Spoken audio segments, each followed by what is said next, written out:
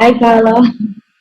Let me tell y'all something. This movie messed me up in the best way possible. Mhm. I had never heard of these young ladies. I was so grateful to have the story told and to especially have it told by both of you because your performances were bananas.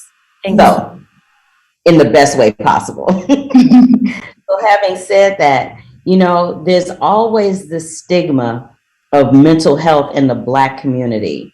And I love the fact that this was highlighted in a way that we'd never seen before, that the stigma was highlighted just because these two young ladies were Black girls with this situation going on. People kept ignoring it. I just wanted to get both of your thoughts on that particular subject.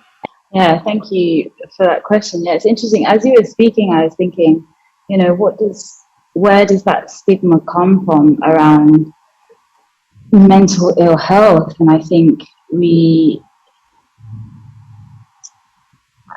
very often mental health, that we forget that mental ill health is about reality. People's perception of reality essentially is worth obviously clarifying that these girls were misdiagnosed. They were not diagnosed with.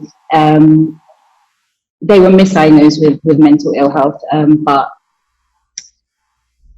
what you just said made me think that actually it's the society. What I love about this film is that it's the society around the girls that we see creates the illness rather than the illness coming from the girls, because they weren't mentally ill, and because we get to experience their inner world and their inner life, we get to see the truth of who they are in conjunction with the perception of who they are. And I think that's, for me, that's one of the main things that resonates with me about mental health in general, is that it's so stigmatized because it's not understood, and it's objectively perceived as something scary or demonic or etc., but actually a lot of the things that cause dysphoria or the various ways in which mental illnesses can manifest is the society around it that creates things that people are reacting to.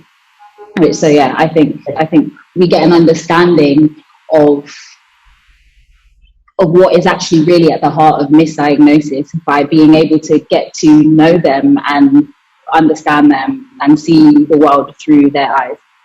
Oh man, Tamara said it so beautifully. I feel that, yeah, the way our story explores it, we're seeing the adultification of two young Black women. We're seeing them in survival mode.